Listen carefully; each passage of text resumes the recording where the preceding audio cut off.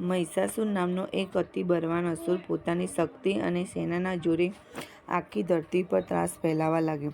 ધરતીના બધા જ રાજાઓ અસુરોને બળવાન સેનાએ હરાવીને ભગાડી મૂક્યા અને મહિષાસુર આખી ધરતી પર રાજ કરવા લાગ્યો અને સાધુ પુરુષો અને સજ્જનો ઉપર અત્યાચાર કરવાનું શરૂ કર્યું. જંગલમાં તપ કરતા ઋષિમુનિઓએ પણ તેને છોડ્યો નહીં. તેમના હવનમાં નાખવા અને યજ્ઞ બંધ કરવા અસુરો આખા જંગલ ફરી વળ્યા.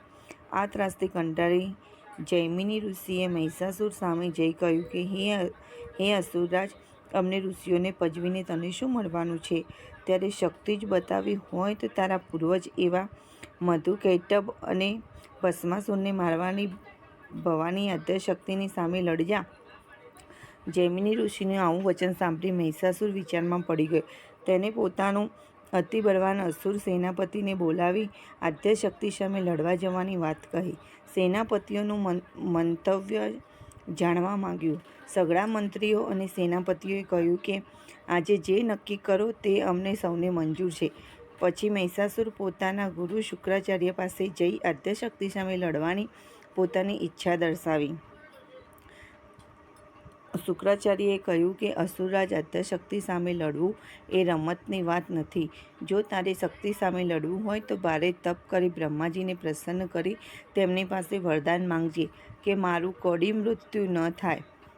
આમ અમરતત્વનું વરદાન મેળવ્યા પછી જ આદ્યશક્તિ સામે લડવા જઈ શકાય. પોતાના ગુરુની સલાહ માની મહિષાસુરે હાલ જ્યાં 5 નદીઓ વહે છે તે પ્રદેશ પંજાબમાં જઈ બ્રહ્માજીનું ઉગ્ર તપ કરવા લાગ્યો. 1200 વર્ષ સુધી ઝાડના સૂકા પર્ણો ખાઈ તેને તપ કર્યું. મહિષાસુરનું જોઈ ઇન્દ્ર ગભરાયો કે ક્યાંક આ અસુર ઇન્દ્રાસન માટે તપ કરતો હશે. તેથી તેને અગ્નિદેવને જંગલમાં મોકલ્યા. અગ્નિના આગમન સાથે આખું જંગલ ભડભડ સળગવા લાગ્યું. સળગતા જંગલમાં પણ મહિષાસુર ગભરાયો નહીં અને તેને તપ ચાલુ રાખ્યું. આ જોઈ બ્રહ્માજી પ્રસન્ન થયા અને કહ્યું કે અસુરરાજ, જે જોઈએ તે માંગ. હાથ જોડી મહિષાસુર બોલ્યો કે જો આપ મારા તપથી પ્રસન્ન થયા હો તો હું કદી ન મરું એવું મને વરદાન આપો. બ્રહ્માજીએ કહ્યું, જે જન્મે છે તે મરે છે, માટે તું કંઈ બીજું વરદાન માંગ. આ સાંભળી અસુર બોલ્યો કે હું કોઈ પુરુષથી ન મરું એવું વરદાન આપો. બ્રહ્માજી તથાસ્તુ કહી અંતર્ધ્યાન થયા. દેવલોકના આ સમાચાર જાણી ખલબલાટ મચી ગયો કે હવે મહિષાસુર કોઈ દેવતાઓને સુખેથી રહેવા નહીં દેશે. આ તરફ મહિષાસુર પણ તેની અસુર સેના સાથે પાતાળને જીતવા નીકળ્યો. પાતાળ પર ચડાઈ કરી પાતાળ રાજ વાસુકી જીવ બચાવી ભાગ્યો. કેટલાક નાગ માર્યા ગયા, કેટલાક બંદીવાન તરીકે પકડાયા. મહિષાસુરે પાતાળ પણ જીતી લીધું. હવે તેને સ્વર્ગ તરફ દ્રષ્ટિ કર્યું. ઇન્દ્રને હરાવી સ્વર્ગનું રાજ્ય પણ મારે હસ્તક કરું એમ વિચારી મહિષાસુરે સ્વર્ગ પર ચડાઈ કરી. ઇન્દ્રના લશ્કરે મહિષાસુરને ઠેર ઠેર રોકવાની કોશિશ કરી પણ તેને રોકી શક્યા નહીં. આ જોઈને ઇન્દ્ર ગભરાયો અને સીધો ગયો બ્રહ્માજી પાસે.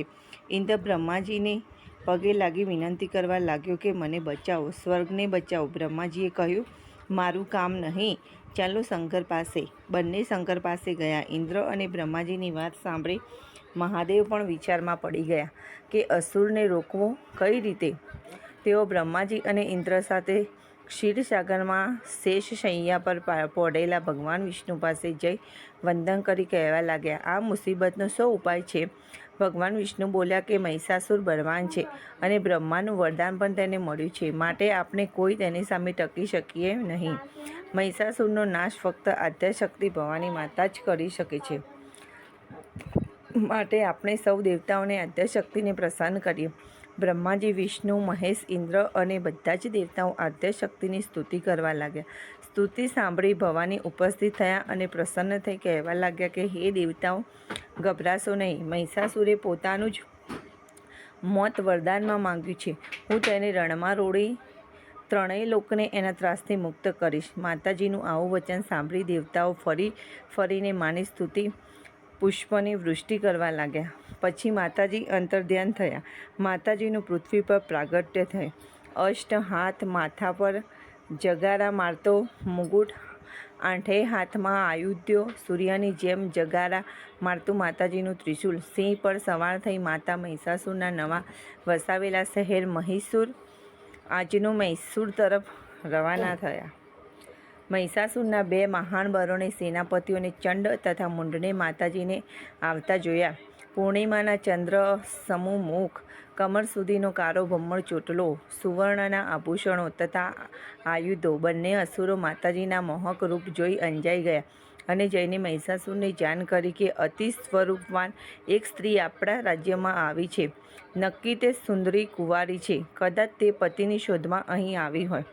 આપ જો તે સ્ત્રી સાથે લગ્ન કરો તો સોનામાં સુગંધ ભરે એવું યુગલ બને. મંત્રીઓની વાત સાંભળીને મહિષાસુરને પણ તે સ્વરૂપવાન સ્ત્રીને જોવાનું ઉત્કંઠા જાગી. તેણે ચંડમુંડને હુકુમ કર્યો કે જાઓ અને તે સુંદરીને પૂરા સન્માન સાથે અહીં લાવો. મહિષાસુરની આજ્ઞા થતાં જ બંને અસુરો હજારોની અસુર સેના લઈ માતાજીનું સ્વાગત કરવા ઉપડ્યા અને તે બંને જઈને આદ્યશક્તિને કહેવા લાગ્યા કે હે દેવી, ભૂલોક, પાતાળલોક અને સ્વર્ગલોક અમારા સ્વામીનું નામ સાંભળતા કાપે છે. અમારા સ્વામી પાસે ત્રિલોકની સંપત્તિ છે, 20 લાખની અસુર સેના છે. શક્તિમાં જેની તોલે આવે તેવો યોદ્ધો ભૂતળ પર નથી. આવા ત્રિલોકેશ્વર મહિષાસુરને આપણે તેડાવ્યા છે. તે તમારી સાથે લગ્ન કરવા માંગે છે. તમારું જીવન ધન્ય થઈ જશે. માટે હે દેવી, ચાલો અમારી સાથે. ચંડમુંડનું આવું મૂર્ખાભિભર્યું નિવેદન સાંભળી માતાજી બોલ્યા, તમારા સ્વામી પાસે સંપત્તિ છે, શક્તિ છે, નામ છે. એ બધું તો દેવતાઓ પાસે પણ છે. તમારા સ્વામી પાસે બુદ્ધિ છે કે પછી તે એના નામ પ્રમાણે ગુણ ધરાવે છે? હે અસુર સેનાપતિઓ, મહિષ એટલે પાડો. શું તમારા સ્વામીની બુદ્ધિ પાડા જેવી છે? માતાજીના વ્યંગ સાંભળી ચંડમુંડ ક્રોધે ભરાયા અને માતાજીને ધમકી આપવા લાગ્યા. માતાજીએ ત્રિશૂલવાળો હાથ ઊંચો કર્યો. હજારોની અસુર સેના સાથે ચંડમુંડ ત્યાંથી ભાગ્ય અને મહિષાસુર પાસે પાછા ફર્યા અને તેને કહેવા લાગ્યા, હે સ્વામી, તે રૂપાળી સ્ત્રી ઘણી શક્તિશાળી છે અને તેને આપણી સામે લાવી શક્યા નહીં. મહિષાસુરે રક્તબીજ અને ધૂમ્રલોચન નામનો તેને મહાબળવાન સેનાપતિઓને એ સ્ત્રી લઈ આવવા હુકમ કર્યો અને કહ્યું કે હે તે રૂપમતીને સમજાવીને લઈ આવો. જો ન માને તો ચોટલો ઝાલી પકડી લાવજો. 40,000ની અસુર સેના લઈ રક્તબીજ તથા ધૂમ્રલોચન ઉપડ્યા. દૂરથી માતાજીને ઊભેલા દીઠા. બંને અસુરો નજીક જઈ કહેવા લાગ્યા, હે સુંદરી, તમારા સારા નસીબ, તમે મહિષાસુર જેવો પતિ મળે છે. માટે જીદ ન કર અને અમારી સાથે ચાલ. જો તું ન ઇનકાર કરીશ તો અમે તેને ચોટલો ઝાલી બળજબરીથી ખેંચીને લઈ જઈશું. આજથી માતાજી ગુસ્સે થયા અને તેમની સામે યુદ્ધ આરંભ્યું. તેમાં રક્તબીજ અને ધૂમ્રલોચનનો નાશ કર્યો. આમ ચંડમુંડ અને શુંભ નિશુંભનો પણ નાશ કર્યો. છેવટે મહિષાસુર પોતે જ 1,60,000 અસુરને લશ્કર લઈ માતાજી સામે લડવા ઉપડ્યો. માએ મહિષાસુરને આવતો જોઈ પોતાની જોગણીઓનું લશ્કર તૈયાર કર્યું. મહાકાળી, મહાદેવી, કાલિકા, ભદ્રકાળી, મહાસરસ્વતી, મહાલક્ષ્મી પોતપોતાના તમામ સ્વરૂપોને દેવીઓને સહિત રણ મેદાનમાં રહીને ભવાનીને મદદ કરી રહ્યા હતા. હવે દેવતાઓને પણ પોતાના શાસ્ત્રો પર સહાય કરી. લડાઈના નગારા વાગવા લાગ્યા. ધૂળની ડમરીઓથી સૂર્યનું તેજ ઝોખું પડવા લાગ્યું. હાકોટા પડકારાથી દિશાઓ ગુંજવા લાગી. શેષનાગ ડોલવા લાગ્યો. પૃથ્વી કાંપવા લાગી. આયુધો ખખડાટ કરવા લાગ્યા. ભીષણ યુદ્ધ થયું. જોગણીઓ અસુર સેનાપતિઓને કાપવા લાગી. પોતાના યોદ્ધાઓથી આ હાલત જોઈ મહિષાસુર ખિન્ન થયો. માએ પણ બધી દેવીઓને અને જોગણીઓને કહી દીધેલું કે આજે યુદ્ધનો અંતિમ દિવસ છે, માટે એક પણ અસુરને જીવતો જવા દેશો નહીં. ભયાનક યુદ્ધ શરૂ થયું. 20 ઘોડાવાળા સોનાના રથમાં બેસી મહિષાસુર લડવા લાગ્યો. માતાજીએ પૂછ્યું એક પછી તેને તમામ આયુધોનો નાશ કર્યો. હાથમાં કોઈ હથિયાર ન રહેતા મહિષાસુર પર્વતના પથ્થરો ઉખેડીને તે વડે લડવા લાગ્યો. મહિષાસુર સમજી ગયો કે શક્તિ તેને છોડે નહીં. ચંડમુંડ, રક્તબીજ, ધૂમ્રલોચન, શુંભ નિશુંભ જેવા મહારથીઓને ચપટીમાં રોળી નાખનાર માતાજી મને નાશ કરી નાખશે. આમ વિચારી મહિષાસુર યુદ્ધ મેદાન છોડીને જીવ બચાવવા ભાગ્યો.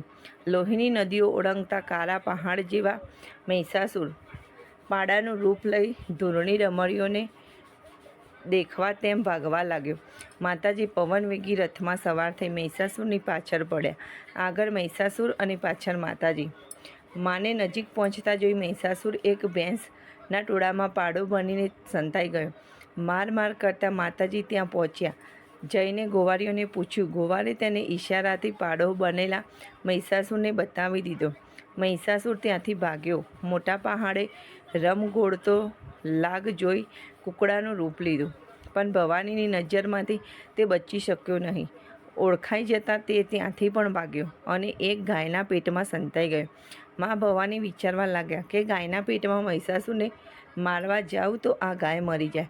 એટલામાં મહાકાળી માતા ત્યાં આવી પહોંચ્યા અને તેમના હુંકારાથી મહિષાસુર ગાયના પેટમાંથી બહાર પડ્યો. હવે મોત એક વેંત છેટે દેખાતા મહિષાસુર ચમારની ચામડા રંગવાની કંકુમાં સંતાયો. લાચાર બનીને માતાજીએ મહિષાસુરને કુંડીમાં સંતાયેલા જોવા લાગ્યા, પણ પવિત્ર દેવી મેલામાં પ્રવેશ કરી શક્યા નહીં. દાંત કચડાવી હાથ મસળતા થાના મેલમાંથી એક બાળકી સ્વરૂપે દેવી ઉત્પન્ન થયા. તેના શરીરનો વર્ણ શ્યામ હતો, વાળ છૂટા હતા, એક હાથમાં ખપ્પર અને બીજા હાથમાં ખાંદુરી છરી હતી. જીભ રક્તબોળ બહાર લટકતી હતી, આંખો લાલ હતી. શરીર પર માનવ ચર્મનું આચ્છાદન હતું, જાણે ધરતી પર કાળો સૂરજ પ્રકાશમાન થયો હોય તેવો. તે દેવી શોભવા લાગ્યા. કાલિકા દેવીએ તે નનામી બાળકીને કહ્યું, મહિષાસુરને મેલામાંથી બહાર કાઢો.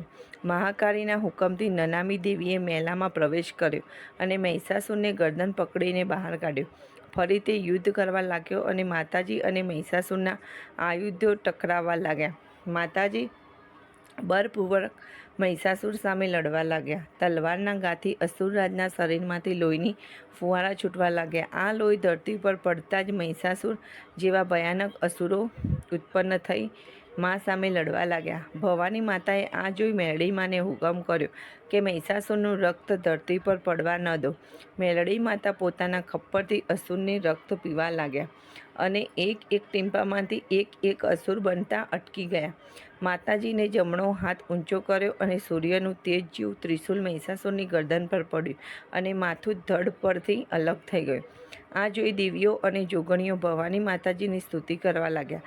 દેવતાઓને દુદુંભી વગાડી મા ઉપર પુષ્પોની વૃષ્ટિ કરી. ત્યારે માતા નનામી બાળકી સામે દેવીને પોતાનું નામ પાડવા નિવેદન કર્યું. ત્યારે ભવાની પ્રસન્ન થઈ કહ્યું કે હે દેવી, અમે તારા મેલમાંથી ઉત્પન્ન થઈ આજે મહિષાસુર જેવા દુષ્ટ અસુરને મેલમાંથી બહાર કાઢ્યો છે, તો આજથી તારું નામ મેલડી અને તમ મેલડી નામે આખા જગતમાં પ્રસિદ્ધ થશું. મેલડી માતાએ મહિષાસુરને બહાર કાઢવા માટે મેલમાં પ્રવેશ કર્યો એટલે તેનું નામ મેલડી પડ્યું. મેલડી માતાનો રંગ તાવડી જેવો કાળો, હોઠ પ્રમાણમાં જાડા, કસાયેલું શરીર, જીભ વેનંતલા મુખથી બહાર દાંત પંક્તિ પણ લોહીથી રંગાયેલા. જીભ પરથી લોહીના પડતા ટીમ્પા, એક હાથમાં ખડ અને બીજા હાથમાં ખપ્પર. માના શરીર પર માનવ વર્ચમનું આચ્છાદન છે. દેહ ધર્મ ઢંકાયેલ છે. સૂર્યના તેજ જેવી કાળી ક્રાંતિ ચારે તરફ ફેલાયેલ છે. માનું રૂપ ભયાનક બિહામણું છે. તેમનો વાહન કાળો બોકડો હોય. બોકડા પર માતાજી આરૂઢ થયેલા છે. અષ્ટ હાથવાળા મેલડી માના હાથમાં ગાળા ચક્ર, તલવાર, ધનુષ્ય બાણ, ખપ્પર, ગરવો અને ત્રિશૂલ શોભે છે. એક હાથ આશીષ આપતો ખાલી છે અને માનું રૂપ નજરતા તરત જ વસી જાય તેવું છે. મેલડી માતાજી મેલા ગણાયેલા દેવી છે.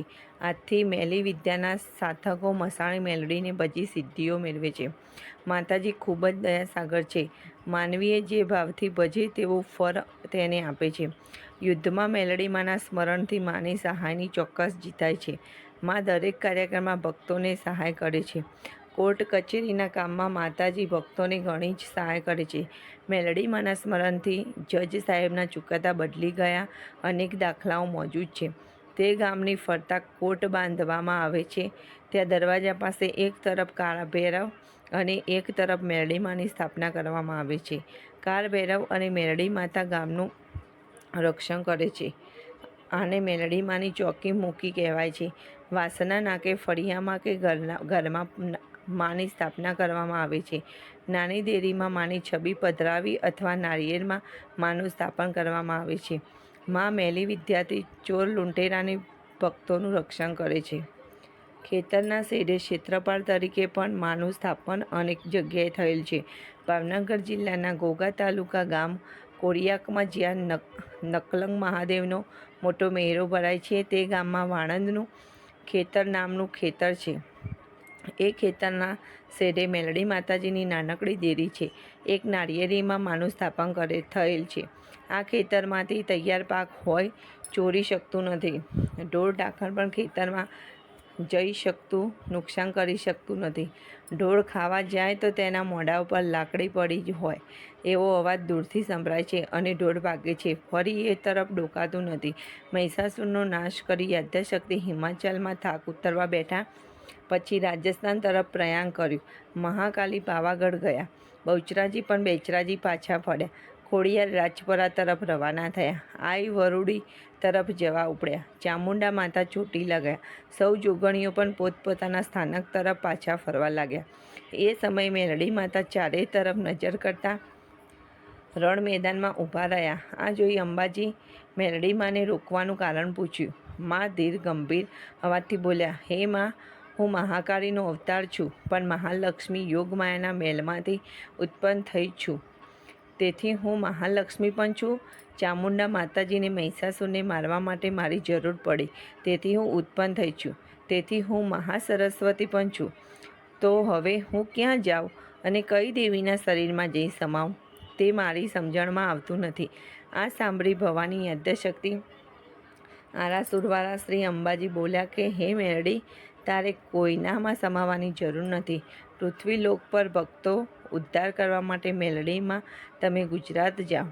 આમ કહી અંબાજી પોતાના આયુધ, શક્તિ તથા સામર્થ્યમાં મેલડીને અર્પણ કરી ગુજરાતમાં મોકલ્યા. આમ આખું ગુજરાત કચ્છ કાઠિયાવાડમાં પ્રથમ આગમન થયું.